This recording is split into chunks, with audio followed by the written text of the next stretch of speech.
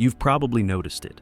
People get uneasy around you, even when you're doing absolutely nothing wrong. You speak your truth, and suddenly you're too intense. You protect your energy, and you're called cold. You move with purpose and independence, and they whisper that you're intimidating. But listen carefully. This isn't a problem. It's a sign of strength in a world that worships weakness. Most people don't live with conviction.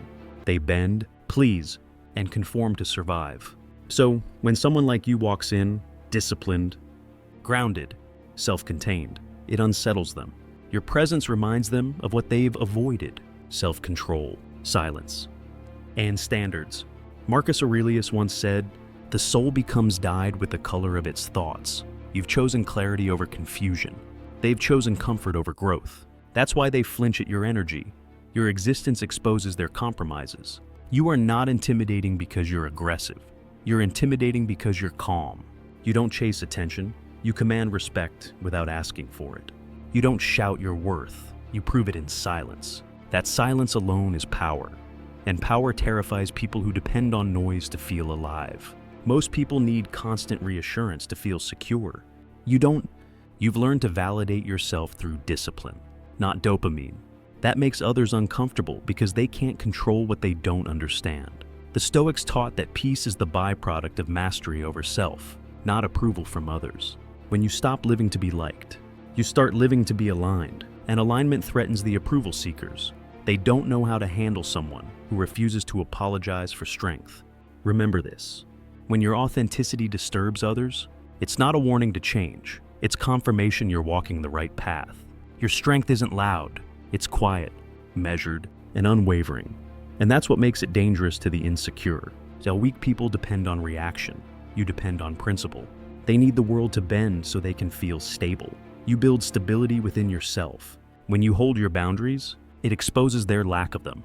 When you say no without guilt, it reminds them of every time they betrayed themselves just to be accepted. The disciplined mind offends the undisciplined soul.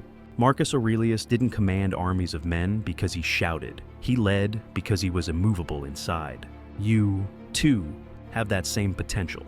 A still mind, a fortress of focus, an unshakable code. Let people call you difficult. In truth, you're simply not available for chaos. The more self-governed you become, the more foreign you appear to those ruled by impulse and fear.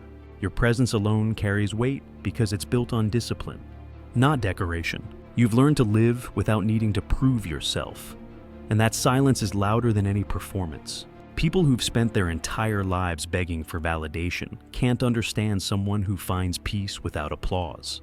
They think your composure is arrogance, but it's actually self-command. You're not trying to be better than anyone. You're simply unwilling to betray yourself for acceptance. Epictetus taught that no one can harm you unless you consent to be harmed, and that includes emotional control. When you stop letting others dictate your mood, you reclaim your power. They'll say you've changed, that you've become distant, cold, detached, but really, you've just become sovereign. Never apologize for your evolution. Weak minds call it pride. Wise minds recognize it as freedom. The truth is, your boundaries threaten people who have none. You don't over-explain, you don't justify, you don't seek permission, and that terrifies those who live by approval. Every time you say no with calm conviction, you force others to face how often they've said yes out of fear. Most people would rather drown in resentment than risk rejection, but not you. You've learned that peace is more valuable than people-pleasing. Seneca wrote that he who fears losing others will never be free, because dependence breeds weakness, and freedom demands clarity. Your refusal to negotiate your values isn't selfish, it's sacred. The more you protect your time, your focus, your purpose, the more resistance you'll meet. Expect it when you enforce your standards. You expose how low others have set theirs. Strength doesn't always roar. Sometimes it simply refuses to bend. You've noticed it. People misread your silence as judgment, your composure as indifference, your solitude as arrogance. But those labels reveal more about them than about you. Most can't sit alone with their thoughts for 5 minutes without reaching for distraction. You, on the other hand, have made peace with stillness. You don't need constant chatter to feel alive, because your inner world is rich, disciplined, and full. The Stoics practice solitude not as isolation, but as recalibration, a return to center. Marcus Aurelius meditated before battle not to escape chaos, but to prepare his mind to enter it untouched. That's what you're doing when you choose quiet over noise. You're sharpening your focus while the world scrolls itself into oblivion. So when they say, "You're too quiet," smile. It means your silence is louder than their confusion. Your calm presence unsettles those addicted to chaos.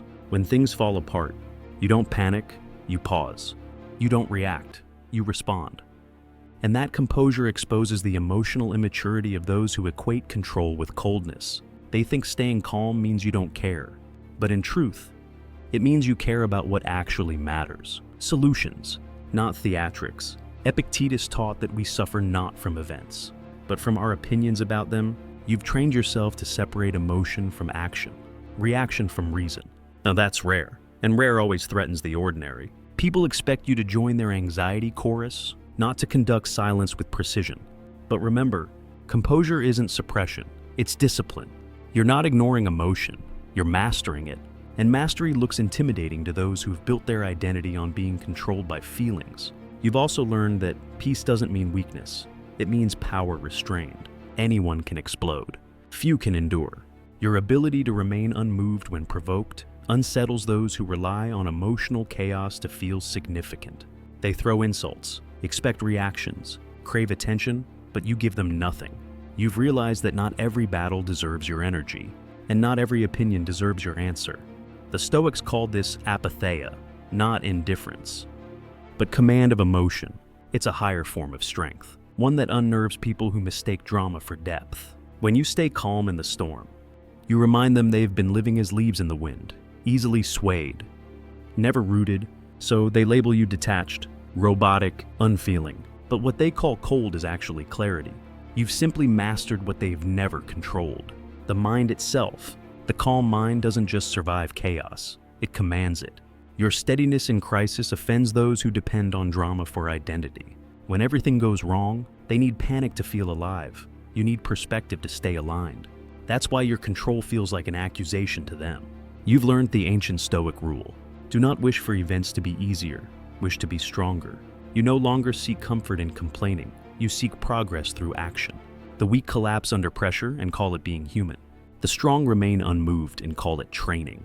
Your composure is not detachment, it's precision. While others drown in emotion, you move with clarity, mapping the solution before the storm ends. Calmness is your weapon, focus is your armor, and together, they create the kind of peace that makes chaotic people itch. You've also noticed how your honesty makes people flinch. You don't flatter, you don't sugarcoat, and you don't perform niceness to keep fragile egos comfortable. You say what needs to be said, directly, respectfully, and with purpose. That truth carries weight because it's rare. Most people fear truth more than lies, because truth forces change. Seneca wrote, "It is the power of truth that pierces the armor of deceit." Your straightforwardness cuts through illusions, and that's why they call you harsh. But the truth isn't cruel. Denial is. The weak prefer gentle deception to strong correction. You, however, have chosen the harder path, clarity over comfort, integrity over approval. People who can't face themselves will always accuse the mirror of being too sharp. Stay firm. Your words sting only because they wake the sleeping. You've understood that honesty without compassion is brutality, but compassion without honesty is betrayal. So, you walk the thin line between truth and tenderness.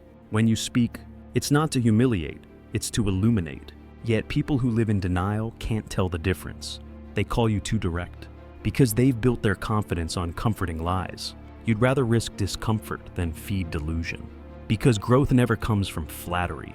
Marcus Aurelius wrote, "If someone can show me I'm wrong, I'll change gladly."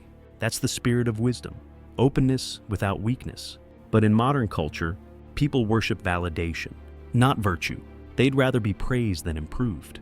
You're the opposite. You value truth more than applause, discipline more than acceptance. And that makes you dangerous, not because you hurt people, but because you refuse to lie to keep them safe. Most people don't fear you. They fear what they see reflected in you. When you live with conviction, you become a mirror, and mirrors make the insecure tremble.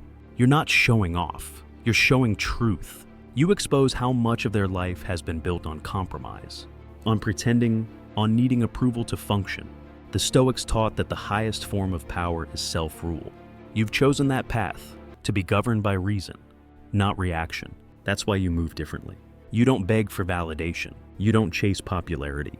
And you don't collapse under disagreement. Your self-trust feels like rebellion in a world addicted to consensus. But understand this. Authenticity will always look like arrogance to those who hide behind conformity. Keep walking, the noise will fade, but your integrity will echo long after. There's a reason you don't need constant validation, because you've learned to generate it from within. While most people wait for permission to feel worthy, you've built a foundation that doesn't depend on applause. You no longer ask, do they approve? You ask, does this align with my principles? That shift separates the powerful from the powerless. Epictetus warned that the man who seeks validation hands his freedom to others. You've reclaimed yours. Every time you act from conviction instead of craving attention, you fortify your inner kingdom. And yes, it unsettles people who can't move without reassurance. They call you distant. But really, you're free. You don't need to be understood. You need to be consistent. And remember this truth. Confidence isn't loud. It's quiet certainty. And quiet certainty terrifies the uncertain. Your independence is not defiance, it's discipline. You've stopped outsourcing your decisions to the opinions of others, and that makes people nervous. They're used to seeking consensus before taking a step. You move after clarity, not approval. That's why your choices confuse them. They can't comprehend action without validation. When you say, I've thought it through, this is what I'm doing, it exposes their dependency on reassurance. The Stoics lived by one rule: be ruled by reason, not by the crowd. You've embodied that law. You still listen to advice, but you never beg for agreement. You respect wisdom, but reject control.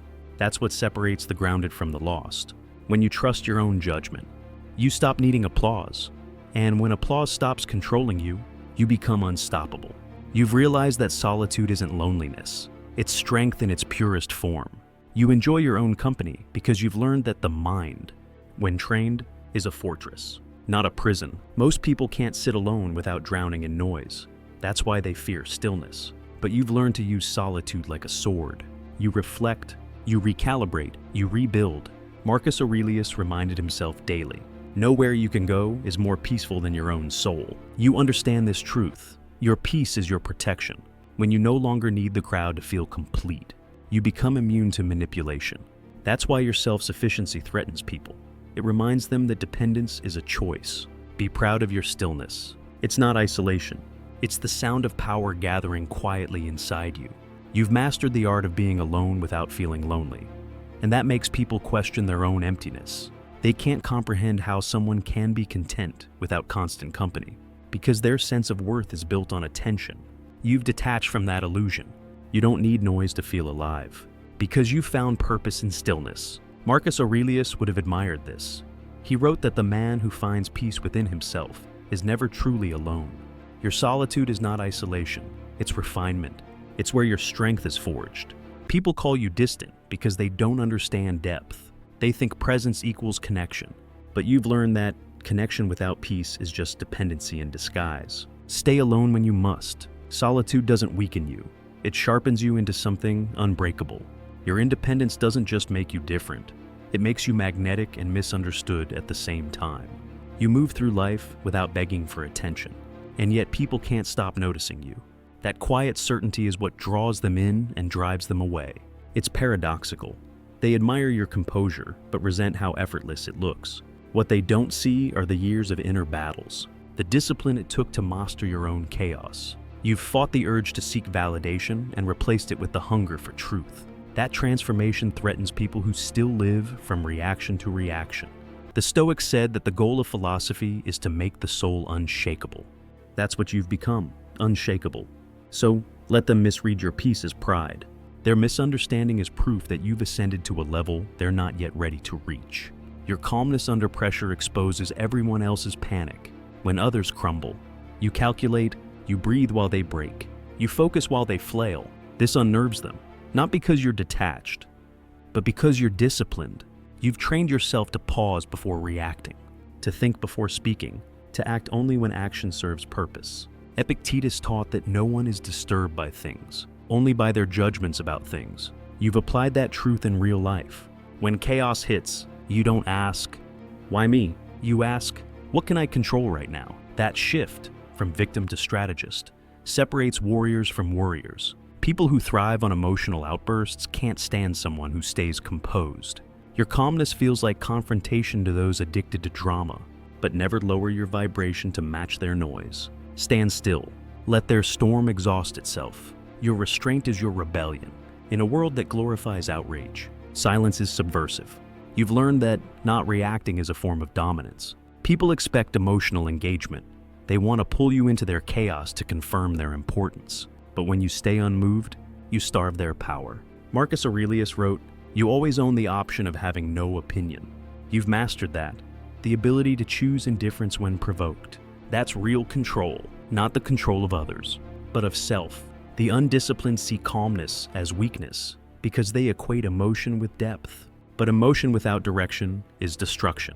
When you choose restraint, you conserve energy, focus, and dignity. You don't win every argument, you transcend it. That's what terrifies them. Not that you're emotionless, but that you're untouchable. Your composure isn't passivity, it's precision. You feel deeply, but you decide wisely.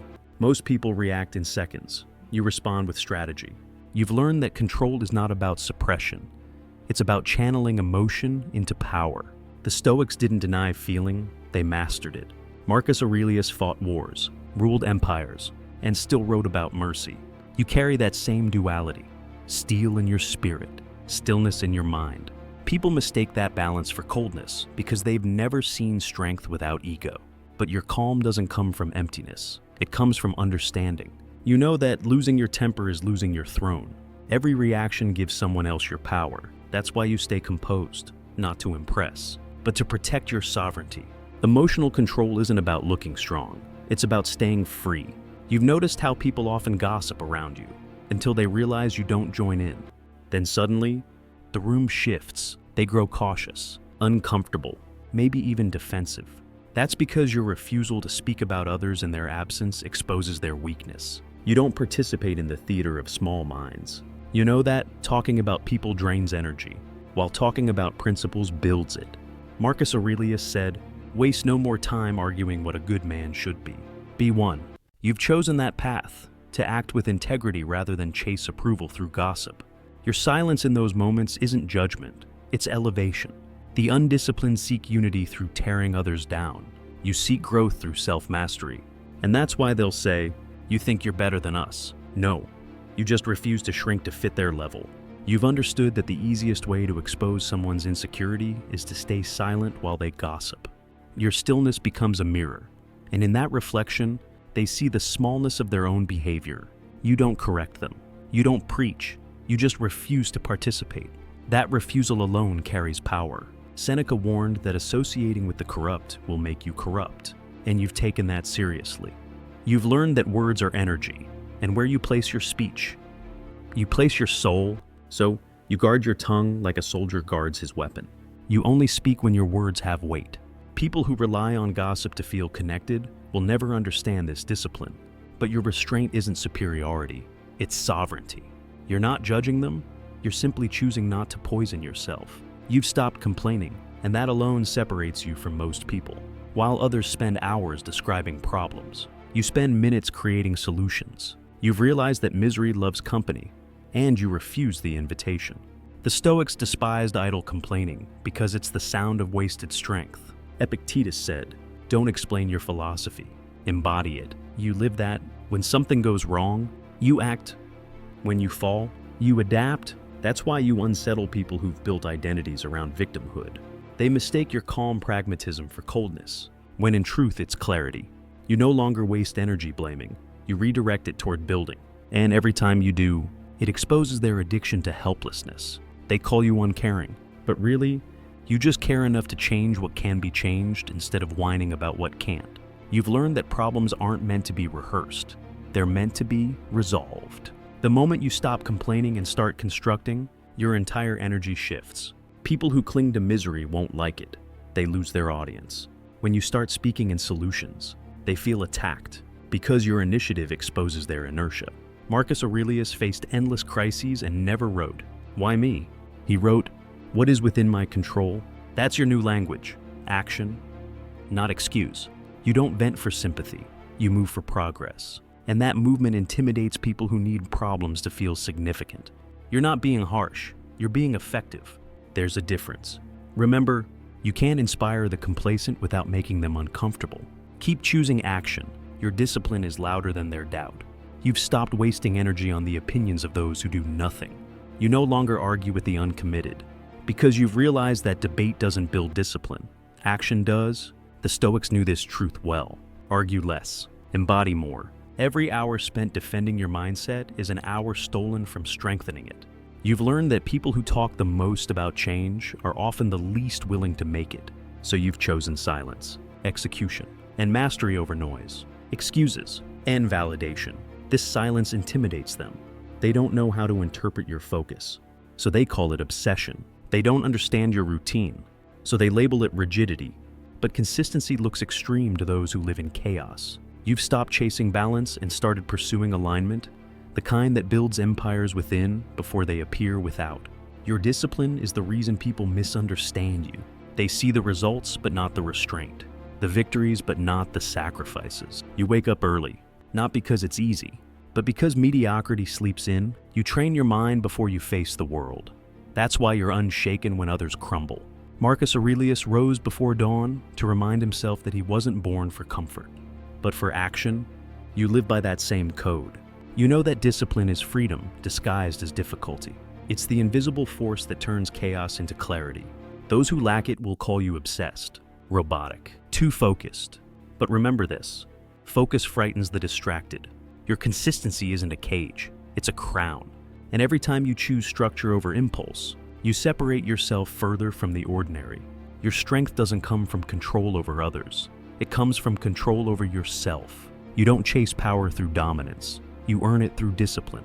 The world teaches people to react, but you've trained yourself to respond. That's why your presence feels heavy, not oppressive, but grounded.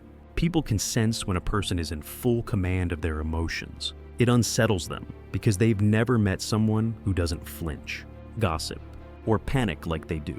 Epictetus taught that mastery begins when you realize your mind is the only kingdom you'll ever rule. You've fortified that kingdom. Every time you resist the pull of anger, temptation, or distraction, you prove your sovereignty. Let them call you distant. They're mistaking self-command for arrogance. You're not detached. You're simply disciplined enough not to be ruled by chaos.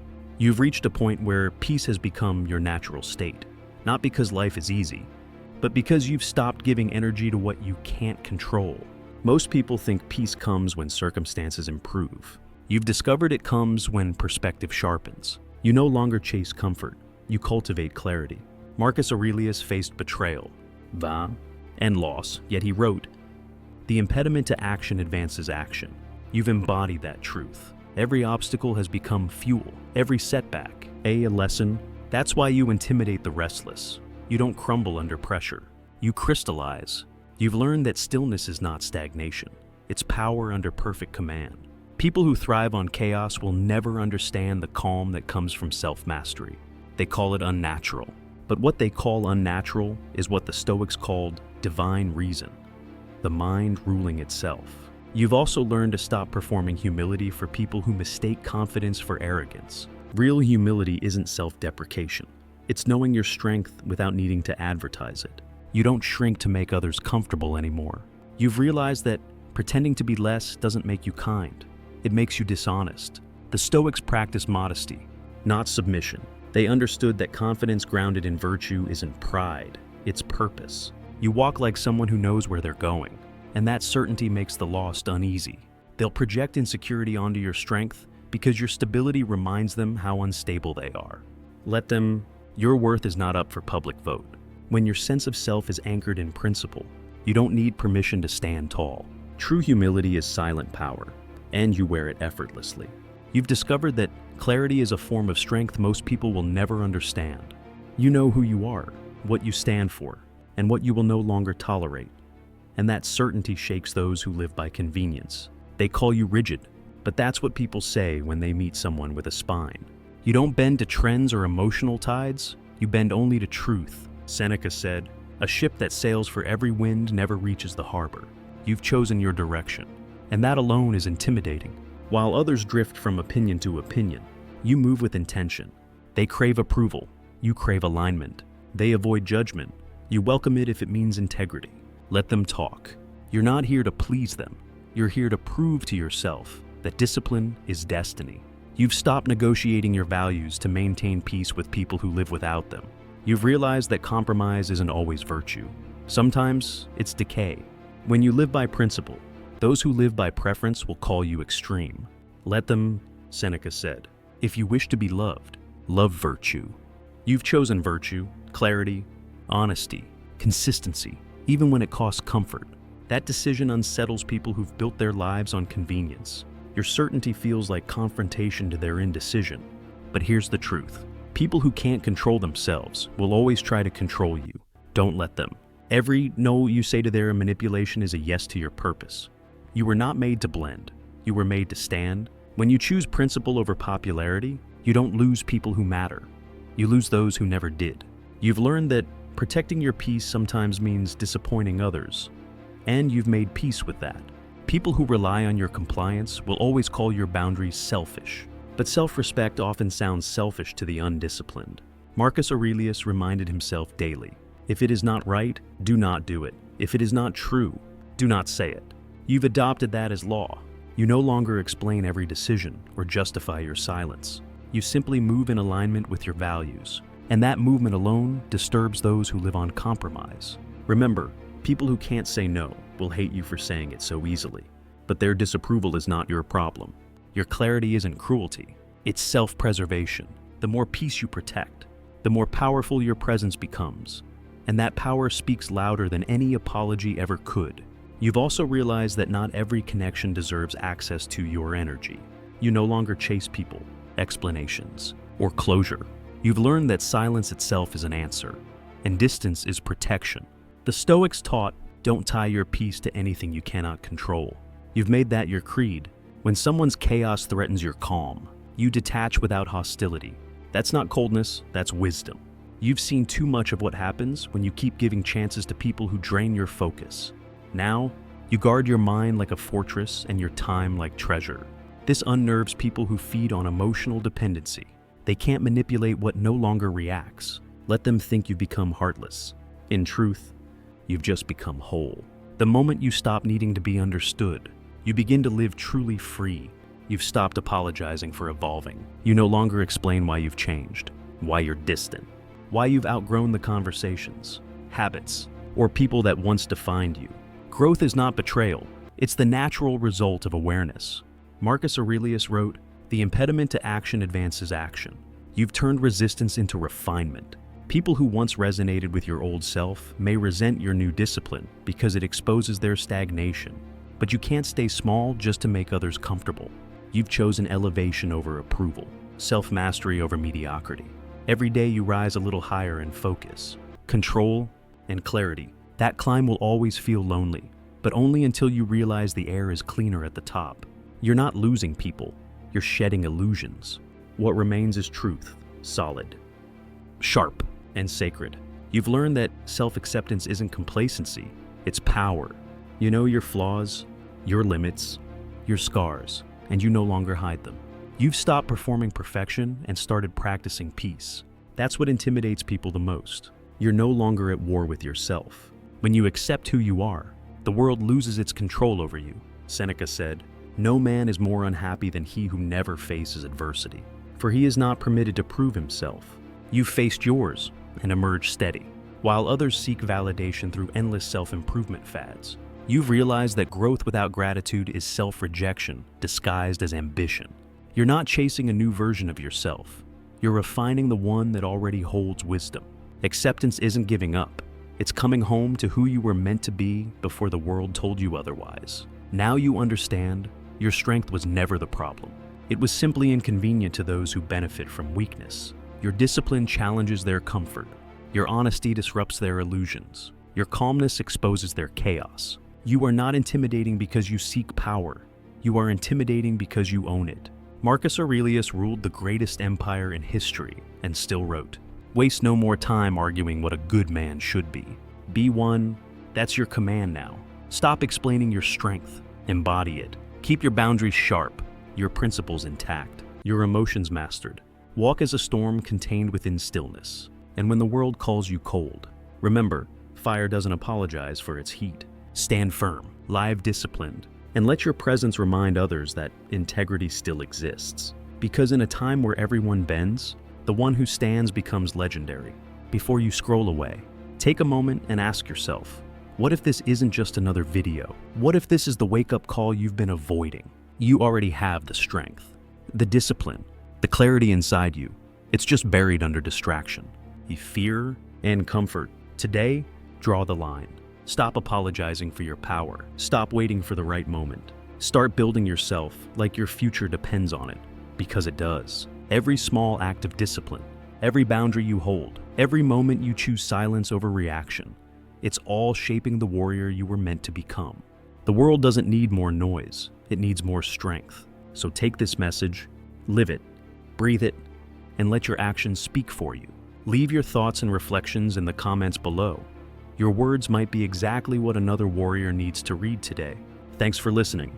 You've been watching Stoic Power Lab. Stay grounded, stay unshakable. And remember, control yourself, and you control everything.